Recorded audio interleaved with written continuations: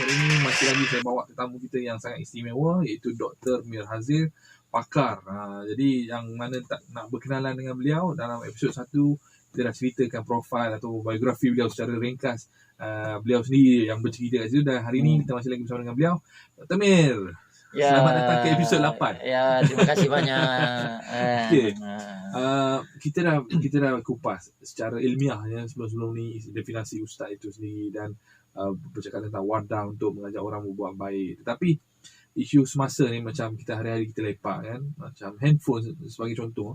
Handphone ni maknanya terciptanya handphone ni untuk kebaikan lah. Maknanya kita nak call orang, kita nak bertanya khabar pada mulanya. Tetapi sehingga dia selalu digunakan begitu, dia jadi tepu.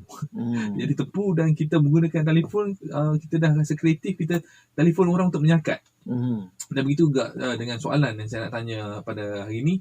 Saya dalam episod ni doktor berkongsi tentang wadah ataupun platform-platform yang kita gunakan untuk mengajak orang kebaikan, membuat kebaikan.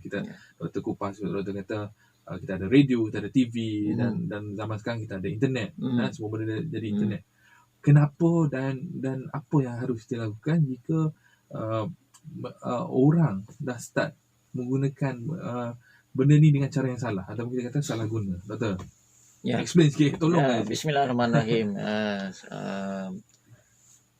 Itulah, dalam setiap sesuatu tu Allah jadikan, kalau siang ada malam, lelaki ada perempuan, ada kebaikan akan ada keburukan. Jadi setiap segala sesuatu tu dia akan ada datang putih dan hitam, ya, supaya manusia ni sentiasa akan diuji dan teruji, supaya Allah bagikan akal ni tak jadi sisir. Sebab akal ni makanannya ilmu, dan ilmu ni tadi dia harus berkembang. Dan seperti mana kita lihat Rasulullah sendiri sallallahu alaihi wasallam ni dikaitkan dengan ilmu daripada Rasul ni mid-line ni berkembang. Maksudnya Rasul dah lama tak ada. Tapi ilmunya itu sampai sekarang ini berkembang daripada satu titik menjadi satu titik cahaya, mungkin telah menerangi dalam spektrum yang lebih berwarna-warni dan besar. Kerana apa? Kerana ijtihad ilmu, pandangan, orang kata qiyas, daripada pandangan-pandangan daripada, kalau dulu zaman Rasulullah ada Rasulullah sendiri untuk mengupasnya. Kemudian zaman para sahabat bantu dengan memberikan pandangan-pandangan dan pendapat-pendapat melalui ijtihad ilmu. Maksudnya kena ada asas baru boleh kupas. Betul. Kemudian selepasnya melalui orang kata ulama-ulama dan seterusnya, sampai pada masa kita sekarang ini, kita ada berbagai platform, orang kata wadah ilmu itu dapat dikembangkan, pandangan-pandangan ini boleh dibesarkan.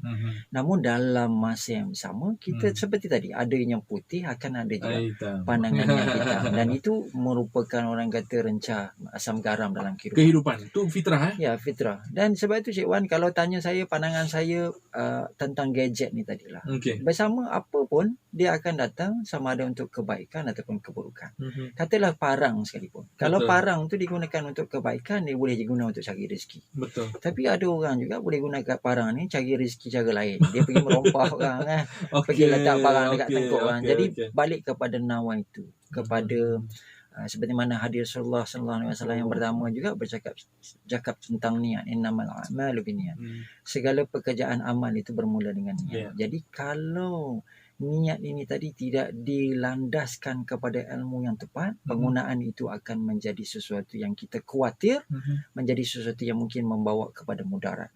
Kerana apa? Contoh, kalau ibu bapa bagi pada anak handphone tu terlalu awal, tapi tak bagi garis panduan, tak bagi ilmunya, tak bagi manual yang tak dituliskan. Bukannya bagi tahu kata pukul berapa sampai pukul berapa, tapi juga ini nak digunakan untuk apa. Sebab itu kalau kita tengok, even Google, even YouTube pun dia ada parents punya button controlan. Jadi kita kena ada pemantauan. Sebab kalau kita tak ada, sia-sia lah label. Kalau filem pun ada yang 18, PL lah, apa semua, ada yang rate P13, ada yang U. Tapi itu untuk filem. Untuk lagu, kita nampak tak rating tu? Kita tak nampak. Untuk konten macam ni, kita nampak tak rated tu? Kita tak nampak. Jadi kadang-kadang kecuali kita umum. Jadi kita tak tahu apa yang bakal muncul dalam, kata contoh lah, kalau stesen radio sekalipun, ataupun kita kata siaran TV sekalipun, yang mana yang tidak diletakkan rating tu, kita khawatir yang keluar secara langsung, sebab sekarang ni siapa-siapa pun boleh buat live. Betul. Siapa-siapa pun boleh buat kan. Semuanya suspend. Semuanya surprise kan. Jadi animan-animan itu mungkin tidak jaga. Seperti mana topik sebelum ini kita bercakap pasal title, sebab kita sedang bercakap pasal adab sebenarnya. Betul. Adab terhadap title tersebut. Betul. Sama juga kalau kita sedang beronline, apakah adab Okey. untuk beronline? Kalau tak ada garis panduan, tak ada ilmunya tadi, kita khawatir dia online kepada sesuatu yang mungkin tadi mendatangkan mudarat. Maknanya okey, sorry mencelah. Maknanya kita boleh katakan ramai orang yang menyalahguna ataupun mencari jalan negatif ni kerana mereka kurang beradab, ataupun mereka tidak menghormati garis panduan, ataupun mereka tidak pernah berdepan dengan garis panduan ke? Nak kata tak beradab tu ramai yang melenting kan. Tapi dia delete apps ni dia delete app ni kan. Tapi begitulah Allah Ta'ala ni uji, sebab dalam hidup ni kita kena tengok lagi satu aspek tentang tadi. Kalau saya nak kaitkan analogi Cik Wan supaya nampak secara skop yang berfakta seperti mana yang saya sedang jelaskan. Okey. Kita cuba bagi yang secara mantik, Cik Wan. Sebab kalau kita panggil pakar agama, mungkin perspektif untuk anak muda kadang-kadang yang bagi hukum ni dia kata ni nak menghukum lah, contoh. So ini kita bagi mantik. Siapa-siapa pun boleh fikir. Mantik bahasa pasal apa? Bahasa-bahasanya layman, maksudnya secara logik. Mantik ni sesuatu yang akal boleh fikir. Okey. Kalau tadi kita tengok adanya berpasangan siang malam, ada matahari bulan, ada lelaki perempuan. Jadi segalanya berpasangan. Bila kita cakap tentang sesuatu yang berpasangan ni tadi, termasuk di dalamnya adalah sesuatu yang bersifat orang kata apa, pelengkap kepada pada setiap ciri pasangan tersebut. Okey, pelengkap pada ciri pasangan tersebut. Contoh, dalam baik pun ada buruknya, dalam buruk pun ada baiknya. So contoh, kalau kita nak cakap contoh, pada sesetengah dia rasa ini betul. Dia rasa dia betul. Tetapi pada aspek yang lain, mungkin yang dia tidak tahu sebab dia tak melihat dalam adab ilmu yang lain, yang dia mungkin apa yang dia buat itu tidak betul di sisi yang satu lagi. Jadi apa yang saya nak bagi tahu, kalau katalah pada siang itu cerah, ada gelapnya, ada tempat yang tak dapat cahayanya. Di dalam malam pun kan, di dalam malam ada tempat yang ada dapat cahaya. Sebab bulan tu ada. Dan kalau nak faham macam tu, bukan nak menghukum, tapi dalam adab untuk kita nak ni, maknanya masing-masing kena ada sense of responsibility. Betul. Not only for ourselves, because of handphone tu memang kita punya. Yes, kita beli mahal-mahal, 4,000 kita beli kita lah. Sekali kita, tetapi kita kena ada hidup yang hablum minan nas, yang sesama insan. Supaya jangan langsung kita, walaupun kita duduk bersendirian, tak jumpa dengan orang, tapi bila dalam handphone, bila berinternet saja, kita sedang ada berkomunikasi dengan orang dan ada adab di dalam perhubungan. Kalau mak ayah ada adab bercakap, dengan cikgu ada adab bercakap, dengan kawan-kawan pun kita kena bawa itu secara online juga. Jadi Allah sedang nak tengok, aku bagikan ilmu ni, aku bagi dengan kelebihan ni, kau boleh ber-wifi sekarang, kau bawa ada adab yang offline tu ke online. Jadi saya jadi terkena mata hidung. Sebab pada saya, kalau kita orang yang dengan sendirinya ada sense of responsibility tu, di mana pun kita akan react sama. Bukan hanya depan orang kan, bukan hanya dalam masjid, bukan hanya depan orang, bukan pada waktu tertentu sahaja. Itu berpura-pura kan, mungkin ataupun dia memainkan peranan itu macam bila perlu sahajalah. So menarik. Tapi daripada situ juga kita tengok bahawa baru kita kenal pasti, sebab bila kita selama ini menilai ikut apa yang surface, apa yang offline, kita tak nampak. Dan bila adanya medium online, baru watak ni muncul. What's on your mind? Apa yang keluar kan, apa yang itulah dia sebenarnya yang mungkin sebelum ini di mata luar tak nampak. Cara dia bercakap. Sebab contoh, kalau kita tengok gambar memang comel dah. Tak tahu lelaki ke perempuan. Contoh kan. Tengok cakap lah, ada lelaki yang suara perempuan, ada perempuan suara lelaki. Baru kita tengok, ini realitinya. Kemudian kalau yang adabnya tinggi, nampak adabnya, sopan dia apa semua. Jadi semua ini zaman ini tidak ada tapis lagi. Sebab tadi panel penapis itu tadi tak datang daripada satu badan yang khas. Dan kita tak minta badan ini ada. Bukan Kalau kena ada lagi wujudkan. boleh saja wujudkan, tapi Okey. sejauh mana kita boleh nak kontrol. Hmm. Tapi kita kena lihat bahawa penyakit itu sebenarnya kembali kepada masyarakat itu, Betul. dan masyarakat itu sebenarnya adalah diri kita sendiri. So kalau nak tak dia lah, ini hal dia nak tak. So masing-masing akan makin lama makin hanyut lah. Makin lama makin hanyut. Sebab kita mencari harmoni ni, maknanya istilah harmoni tu pun aman damai tak? Kedamaian ni maknanya masing-masing menghormati antara satu sama lain.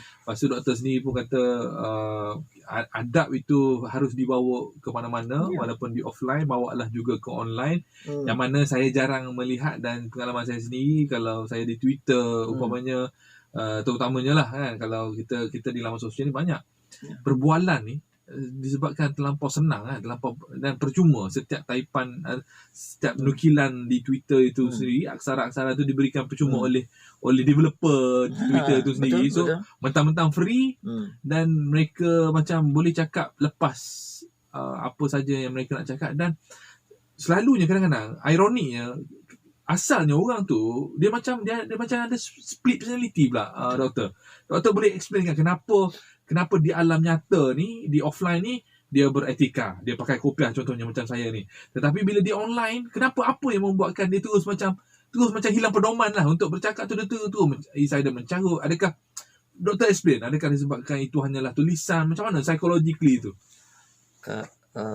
Human ni very abstract lah. Dia cakap tentang manusia ni, psikologi manusia ni adalah satu bidang yang takkan ada titiknya. Sebab mengkaji tentang potensi manusia ni sesuatu yang terlalu unik ataupun terlalu yang kita kata kompleks. Malah saintis baru-baru ni saya baca satu artikel, saintis baru dapat so dia potong brain orang yang ada sawan. So dia lihat ada aktiviti-aktiviti yang menarik pada brain itu. Dia nak melihat sel-sel, maknanya nak melihat secara mikronya apa yang berlaku. Tapi dia dapati bahawanya bukan orang sawan je ada macam tu. Bila kemudian penemuan tu memikirkan, ini sesuatu yang menarik. Mungkin kerana itu dia sawan itu. Tapi mereka juga kena buat kalau dalam scientific study ni, maknanya kena ada satu standard dalam kajian. So kena adalah dia punya kita kata rujukan ataupun sampel-sampel yang berbeza yang diambil bawa masuk. Jadi dia ambil daripada mungkin brain yang normal, tapi yang mungkin telah di freeze kan. Jadi dia yang dah matilah, of course kan. Jadi dikaji, rupa-rupanya bila kajian itu menjurus ke arah cara SOP yang sama, so dapat result yang hampir sama. Yang saya nak cerita ni bahawa di hujung pada dendrik ataupun pada bahagian otak yang sel-sel yang paling kecil ni tadi, dia ada spark-spark cahaya yang dipancarkan, dan melalui komunikasi optik ni, komunikasi optik lah, yang akan yang sel-sel ini lebih terhubung ataupun lebih dapat bicarakan. Contoh yang mungkin saya boleh kaitkan, kita ada satu sistem yang auto reflect. Bila kita dengar words tertentu, kita akan melenting, kita akan trigger. So benda-benda macam ni mungkin pada surface bila di depan orang lain kita mungkin lebih terkawal. Tapi bila tidak kan, bila tidak macam tu, ataupun tidak berada di CCTV pandangan mata orang lain, mungkin dengan keyboard warrior ni tadi kan, kita akan lebih cahaya ni tadi mungkin lebih main peranan. Apa yang saya cuba nak bagi tahu ni, mungkin dilihat sikit macam lari pada topik, tetapi sebenarnya nak menggambarkan bahawa kompleksiti tentang sikap otak ni sendiri akan menghasilkan berbagai karakter dan personality manusia. Dan kita akan melihat bahawa semakin zaman ataupun tamadun itu berkembang, semakin daya kehebatan otak ni tadi tercabar ataupun semakin meningkat capability dia. Dan dulu mungkin tidak, penggunaannya tidak ke tahap itu. Contoh baby zaman dulu, kita tak ada handphone pun. Baby zaman ini mungkin dia tengok mak ayah handphone, dalam software dia dah ada dah benda yang bergelar TV yang bercahaya tu, yang boleh menarik perhatian dia, sebab benda itu cahaya kan, contoh kan. So apa yang kita kena fikirkan bahawa semakin berkembangnya sesuatu fasa, kalau tidak ada defense mekanisme macam tadi, tak ada pro and con dia, tak ada satu perspektif yang lain untuk sebagai dia punya antidote, kita akan kehilangan keseimbangan. Bila kita akan kehilangan keseimbangan, contoh tadi, kalau saintis mendapati cahaya-cahaya ini tadi, dia ingatkan pada bahagian sepatutnya pada bahagian ekor sahaja. Tapi yang mereka dapat ni pada bahagian kepalanya. Yang sebelum ini tak nampak macam tu. Rupanya both side. Maknanya communication tu berlaku both side. So dalam saya nak cerita ni tadi, ada penemuan-penemuan baru yang nak melihatkan bahawa superkomputer manusia ni jauh lebih hebat, yang tak dijangkau, tak difikirkan. Dan kerana makin besar ni tadi, kalau tidak ada macam pemahaman yang kontras terhadapnya, akan menyebabkan kehilangan keseimbangan. Contoh, IQ dah terlalu tinggi, EQ akan menjadi lebih rendah. EQ tu akhlak. EQ tu emotional punya quotient yang merujuk kepada harmoni, sensitivity tadi kita cakap, ketenangan apa semua. Jadi kalau IQ sahaja semakin tinggi, terlalu depending on the intellectual, logic, lebih kepada yang analytical. Jadi dia hilang sense of humanity, dia hilang sense of balance. Keseimbangan tu lah. Di sini manusia sebagai fitrahnya daripada dulu Allah buktikan mereka mencari Tuhan dan mereka mencari agama. Sebab itu diturunkan nabi-nabi sebagai penawar, kerana apabila manusia menjadi semakin pandai, dia semakin menjauhi kepada sifat perlunya kepada Tuhan. Best. Dan saya nak relate, saya nak, yang tu saya nak tamat dekat sini saja. Episod ini. Untuk episod seterusnya saya nak pergi lagi, yang mana saya nak tanya soalan pelik-pelik sikit dekat Dr. Mihazil. Saya akan tanya tentang itu doktor kata zaman-zaman yang kita ada Nabi, yang mana kita boleh melihat Nabi, kita boleh berinteraksi dengan Nabi masa tu. Dan di zaman yang tak ada Nabi ni diganti dengan apa, dan kenapa kita perlu menghormati golongan-golongan ini untuk menjadikan mungkin penawar versi baru, insyaAllah. Jumpa lagi. Ustaz X Wan Ajar menjadi semakin menarik, insyaAllah. Semoga anda terus menyokong Shopcast ini dan sebarkan kepada rakan-rakan yang perlu mencari ilmu-ilmu yang bermanfaat bersama dengan Dr. Mihazil.